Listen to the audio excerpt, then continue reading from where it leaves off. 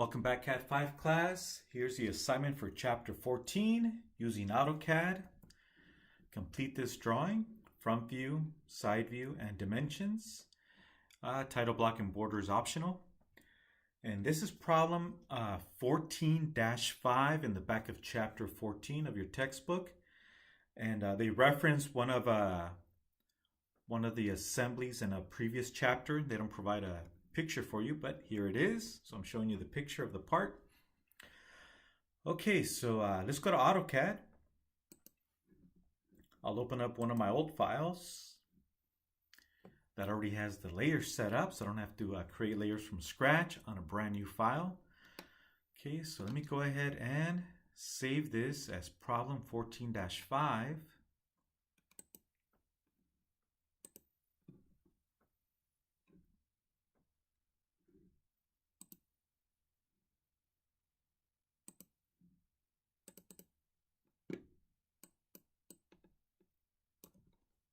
Okay, so problem 14-5,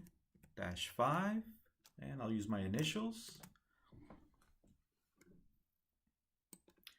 And look up here at the top and you'll see that it'll change from the old file name to the new one, problem 14-5 with my initials. All right, so I'm gonna go ahead and delete all these items here. Let me turn on the construction layer so I can also delete the geometry in that layer. And delete.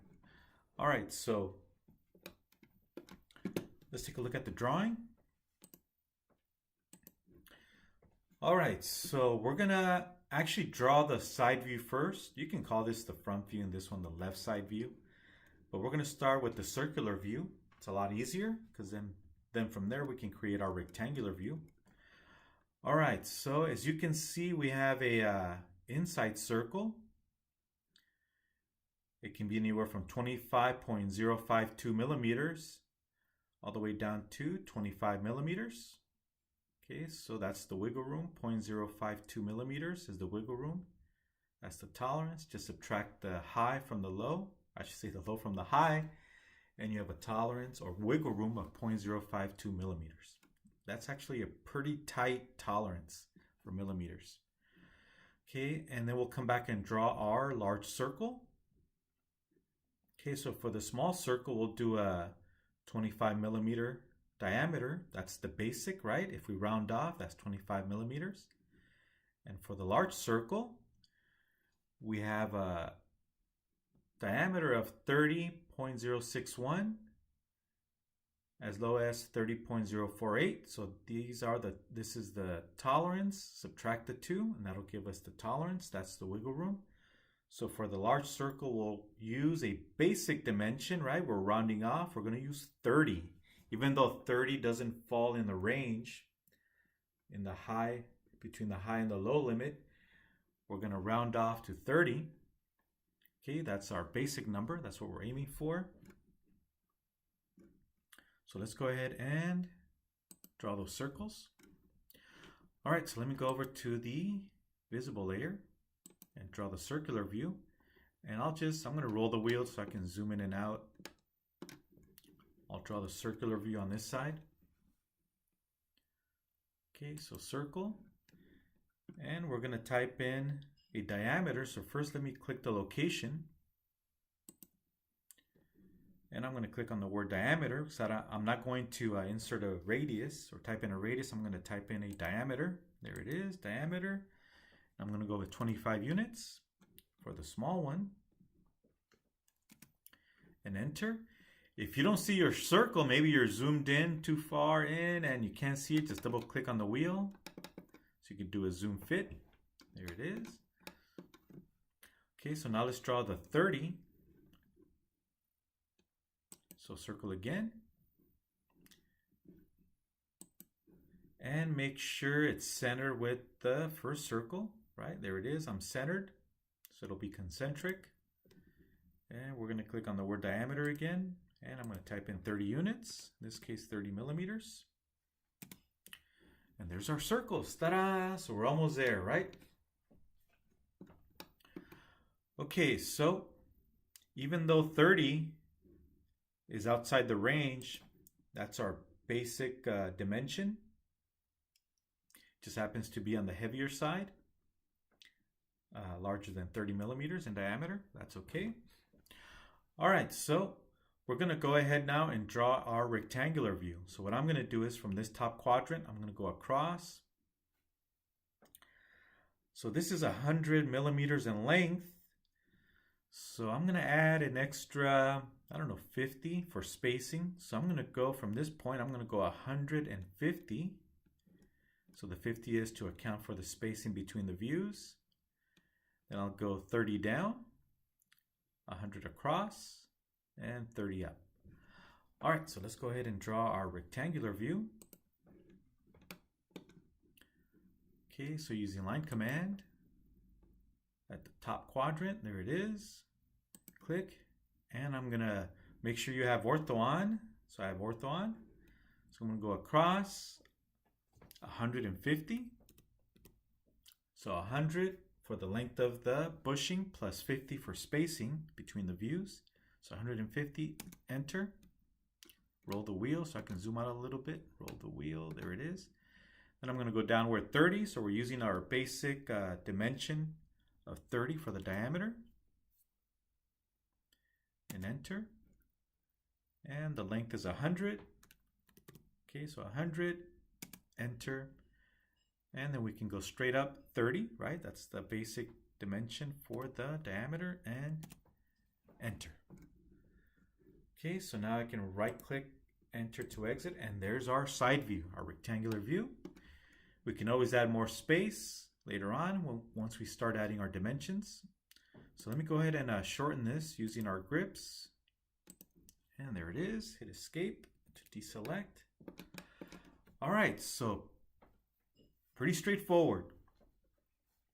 All right, so let's go ahead and draw in our green center lines.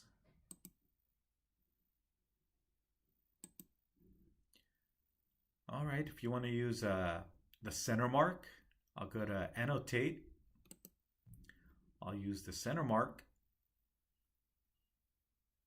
icon, click. Oh, gotta make sure I'm in the correct layer. I think I am in the center. We'll find out in a minute. Yep, we are in the green center layer.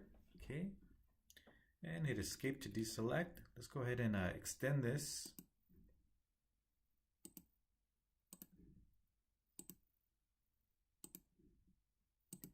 We always want to go beyond the circle or arc when it comes to our green center lines. Okay, there it is. Okay, we also need a center line for our rectangular view. We have the option of using center line. So to find the line right in between our two horizontal lines. So let's go ahead and play with center line. Click. So I'm going to select this horizontal line and the lower horizontal line, and it'll add my center line right in the middle, right? Okay, let me hit escape to exit the command, and I'll use the grips to extend.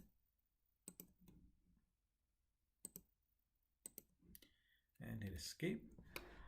All right, so some of you are saying, hey, I don't see the center line marks. We'll worry about those. We'll worry about the gaps. LTS, line type scale at the very end. Okay, let's throw in our red hidden lines. So let's go back to the Home tab and go to the hidden layer. So this bushing is just a tube. You can call it a bushing, you can call it a sleeve. Make sure you have ortho on.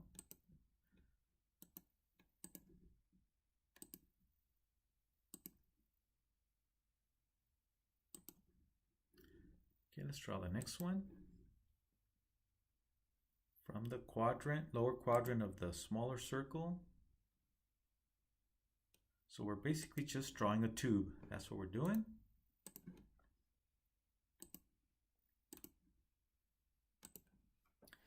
Okay, hit escape to deselect.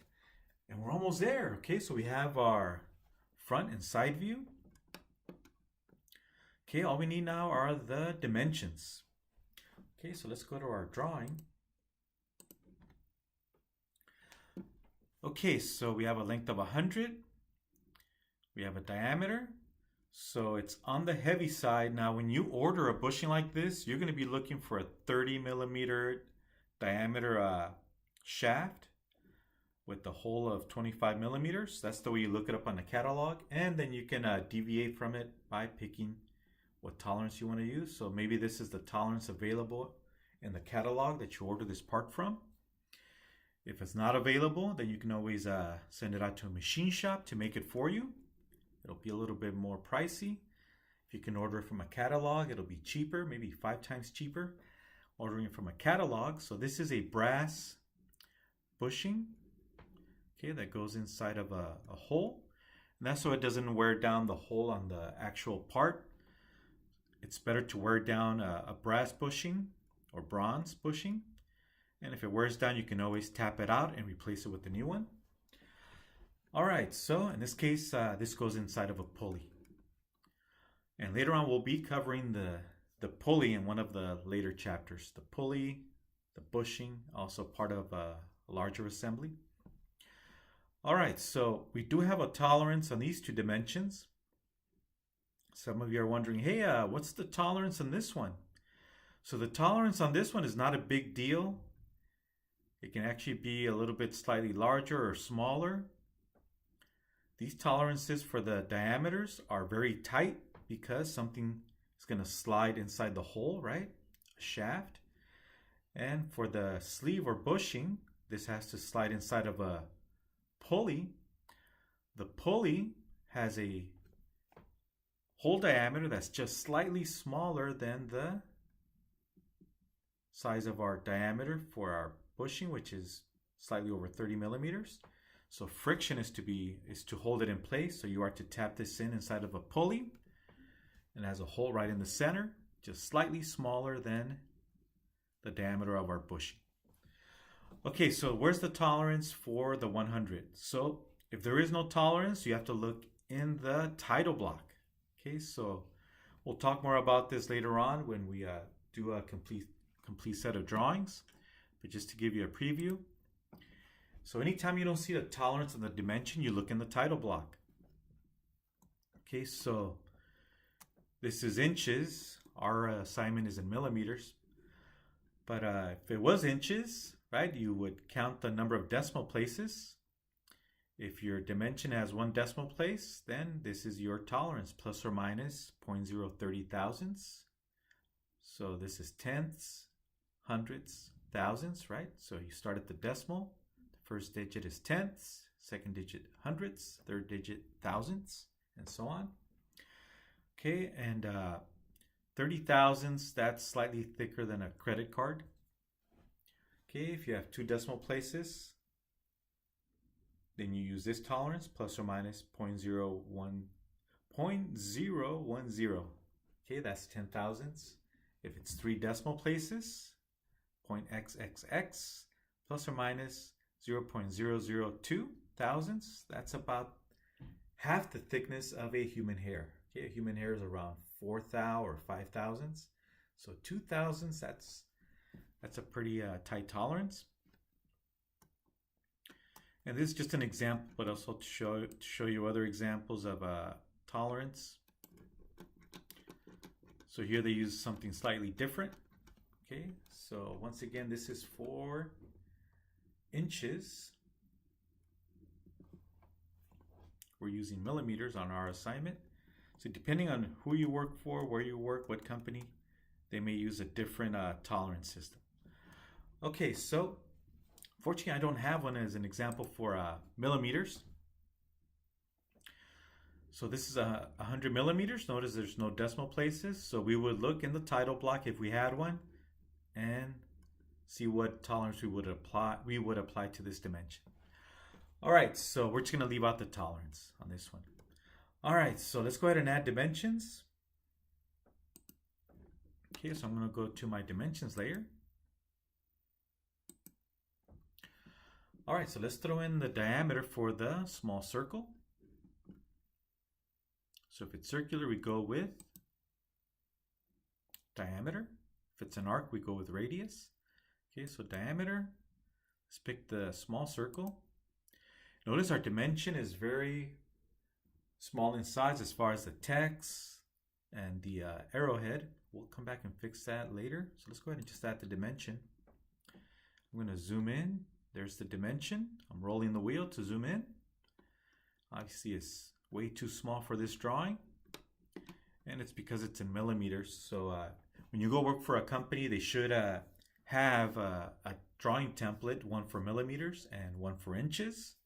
So that way you don't have to go in and adjust the text height, which we will do in a few minutes. All right, so now let's throw in the diameter for the large hole, or I should say the large circle. So if it's a hole, the little circle is a hole, then we dimension the circle.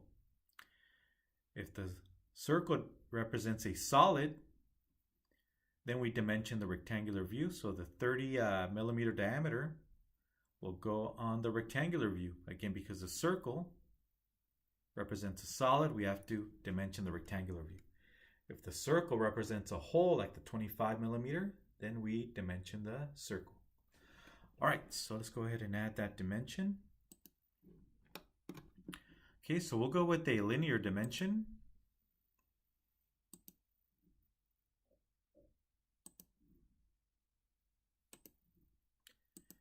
And there it is, 30 millimeters. We're gonna have to go in and fix the tolerances. We'll come back and fix that. And we need an overall dimension.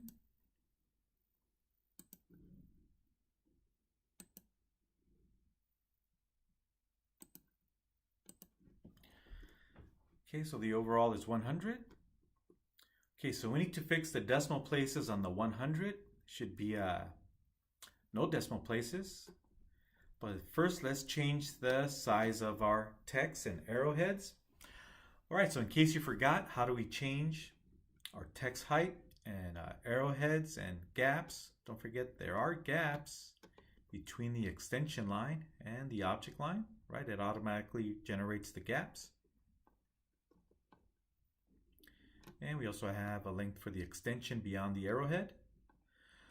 All right, so let's go ahead and change the size of our dimensions. All right, so we're gonna go to Annotate tab, go to Annotate tab, and we have the Dimensions panel. Okay, so click on this downward arrow, downward towards the right, click on it, and it'll load the Dimension Style Manager. Don't use override, at least not yet. Maybe later on you'll feel more comfortable. So overrides are temporary overrides. So you're supposed to follow a standard when you're creating dimensions, whether it's an American standard, ANSI, or ASME standard, or an international standard like ISO, or the Japanese standards, the JIS standards. All right, so you'll have either once again one of those standards or maybe a company standard. Okay. All right, so don't use the override. So I'm going to go ahead and modify the size of our standard. So currently our dimensions are following the standard. All right, so let's go ahead and modify it. And your instinct will be to change the text height and the arrowhead size. Don't change the arrowhead size. Again, don't change the arrowhead size. Don't change the text height. Go to the Fit tab, and we're going to change it all in one shot. So go to the Fit tab. And we're going to change the overall scale. Okay, so it should default to 1. I had it changed to a scale of 2 on the previous drawing. So let's see, I'm going to make it maybe 10 times larger than what we currently have it. So right now the scale is 2. Let me change it to 20. So I'm just guesstimating. Let's see what we get when we use an overall scale of 20. Okay, and then click away. I'm going to hit OK, and I'm going to close it. And there they are. Okay, so I guess pretty good, I guess you can say. Scale of 20 is pretty good. If you want to use something slightly larger or smaller, go for it. I'm trying to move my dimensions. I need to turn off ortho, so I have more freedom to move it. So I'm going to turn off ortho, and now I have freedom to move my dimensions. So it was just restricting it to a horizontal or vertical shift. Okay, so let me move that, make room. Okay, let me take my 30 millimeters, move it out slightly. and my 100 millimeters. So anytime you create your first dimension, it should be about 2 text heights. 1, 2, about 2 text heights away from the object lines. There it is. Make it look presentable. Okay, let me hit escape to deselect. Now my views are currently a little too tight together, so let me window select the left or the front view. I'm going to just move it over a little bit to the left. Let me turn on ortho. That way I just slide it horizontally. Let me go to the home tab and use the move command. Just going to move it over slightly. Grab any point, just slide it over. Oh. Let me hit undo, Control Z, undo. Let me try it again. It was snapping to something, so I'm going to have to turn off object snap. Let me first capture this again. Turn on ortho. I'll turn off object snap. Okay, and I'm going to use the move command. Move, and I'll just grab it from anywhere. It doesn't matter. Slide it over. Notice it's not snapping to anything anymore because I turned off object snap. Okay, there it is. Okay, let me hit escape to deselect. And notice that by changing the fit scale, it changed everything. It changed the size of the arrowhead, size of the text, size of the gaps, and the length of the extension beyond the arrowhead. It did it all in one shot. All right, so we're almost there. Let's go ahead and change the 100 millimeter length to 0 decimal places to no decimal places. So let me go ahead and right click. So I'm going to first left mouse click, select. So first left mouse click, and then you right click. And I'm going to go to precision, and I'll drop it down to no decimal places. And there it is. All right, so now let's do the same thing with the other 2 dimensions, except the other 2 dimensions do have decimal places of 1, 2, 3, so 3 decimal places. Okay, so I'm going to pre-select them, left mouse click, click, and then you right click. And let's go to precision, let's go to 3 decimal places. There it is, 3 decimal places. All right, so we're not done yet. We need to add a tolerance. Oh, and by the way, I'm missing the diameter. I'm missing the diameter symbol. So this one, it automatically generated the diameter symbol. This one, I'm going to have to add it. So let's first add the diameter symbol, or else I'll forget later. Okay, so I'm going to just click on the dimension. Actually, I should double click. So the left button, double click. So we can override the text. We're actually not going to override the text. We're just going to add to it. So make sure it's purple. If it goes blue, if I click inside and goes blue, that's warning me that it's going to override it, which I don't want to do. So let me use the left arrow on the keyboard to go left. There it is. It went back to purple. So we're not going to override the text. We're just going to add to the text. All right, so now let's add the diameter symbol. And there it is. Okay. And then just click away to exit the text box. Just click away anywhere outside the text box. And there we have it. Okay, so let me go ahead and move it over a little bit, slightly to the right. Whoop, misclick, hit escape, hit escape. Just trying to use the grips to move it slightly to the right. There it is. Okay, so now we need to add our tolerance. Let's do the 25 first. That's the easy one.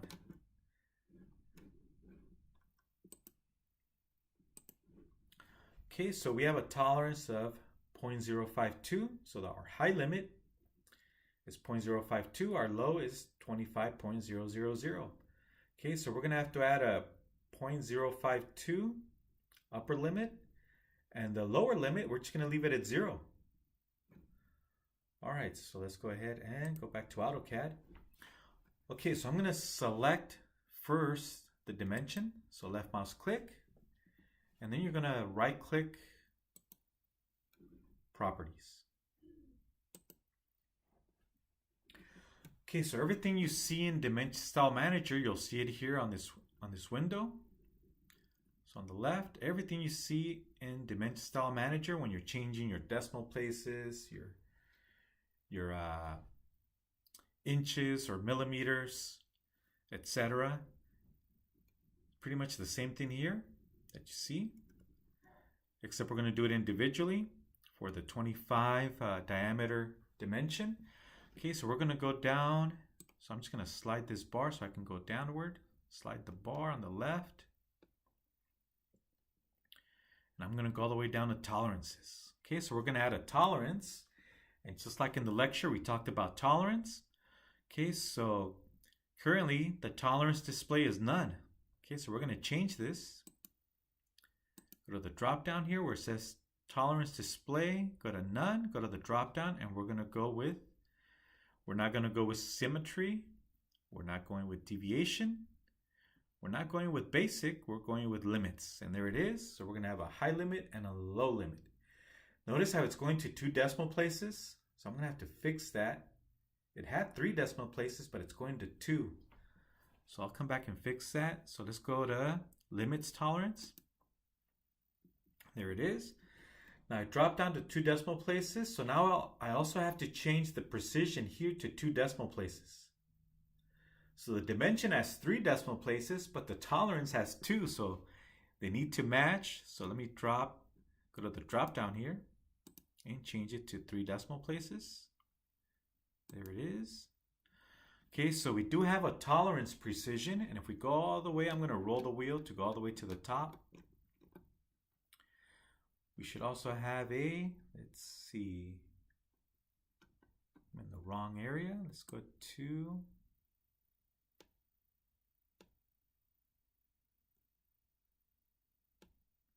there it is, primary units. So our primary units section, here's the precision, 3 decimal places.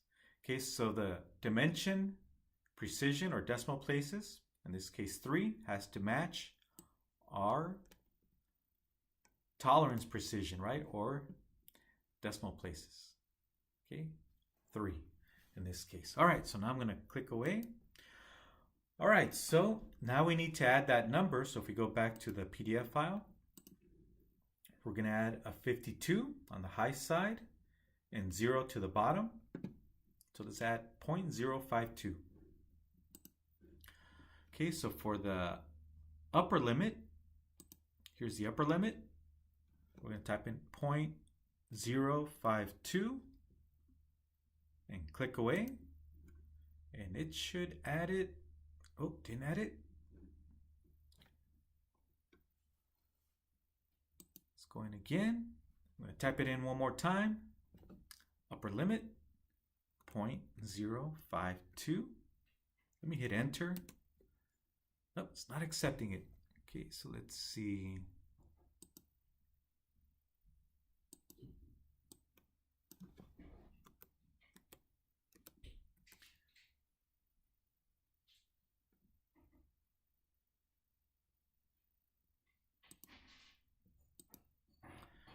There it is. I don't know why it finally showed up. All right, I clicked on the calculator and it seems to have been able to add it. So there it is. There's my tolerance of 0.052. Okay, so we're going beyond the 25 millimeters by 0.0520. So we don't type in the 25. 25 is our basic. Our wiggle room in the upper area is 0.0520, right? Or 0.052. There it is. Now for the lower limit, we're just going to leave it at 0. Okay, so we'll leave it at 0, so it'll display it as 25 because we did not deviate from the 25 for the lower limit. We just left it at 0. All right, so now I'm just going to click away out in space. And let me hit escape to exit. Let me close the window. And there it is. There's our 25.052 for our upper limit and 25.000 for our lower. Okay, so that was pretty easy. The one that's going to be tough is the 30. Okay, so let's go to the 30. Okay, so we have a upper tolerance of 0.061. That's our high. And our low is 0.048. Okay, so let's do the 61 first. Okay, so let's go back. Okay, so I'm going to first left mouse click on the dimension. Then I'm going to right click Properties. Okay, so same thing. Okay, so let's go all the way down to Tolerances. So I'm going to slide this bar here on the left, slide it down, go all the way down to the tolerance section. All right, so we're going to do a tolerance display of, once again, limits. Okay, go to limits. Okay, so for the upper, we're going to use 0.061. Okay, so for the upper, we're going to deviate from the 30 by 0.061, 0.061. Let me click on the calculator. Notice it's only displaying 2 decimal places, so I need to fix the precision. So the tolerance precision is at 2. Let me change that to 3. So tolerance precision should match the dimension precision of 3. There it is. Now we can see the 0.61. Okay, there it is. Okay, now the lower. The lower is going to be a little bit tough. Okay, the lower, let's check it out, is 0.048. So that's how much we're deviating from our basic of 30. So 0.048.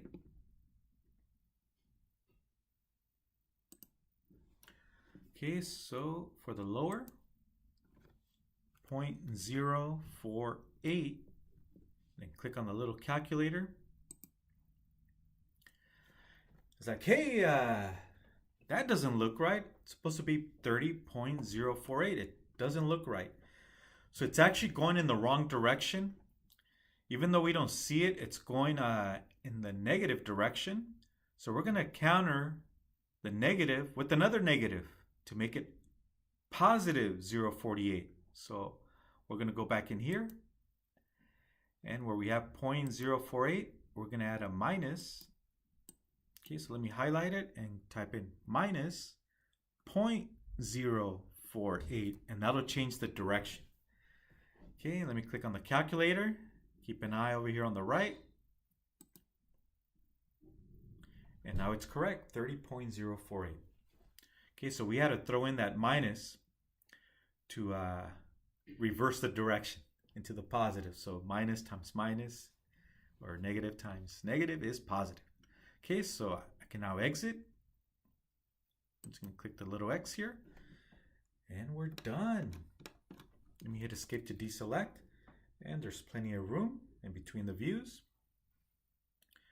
All right, so let's go ahead and take a look at the answer key, or the handout, I should say, both the same handout and answer key. It's all here.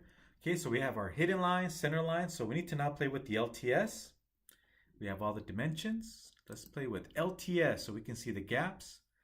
So in the command line, I'm going to type in LTS for line type scale, right? LTS, not as easy as 1, 2, 3, enter.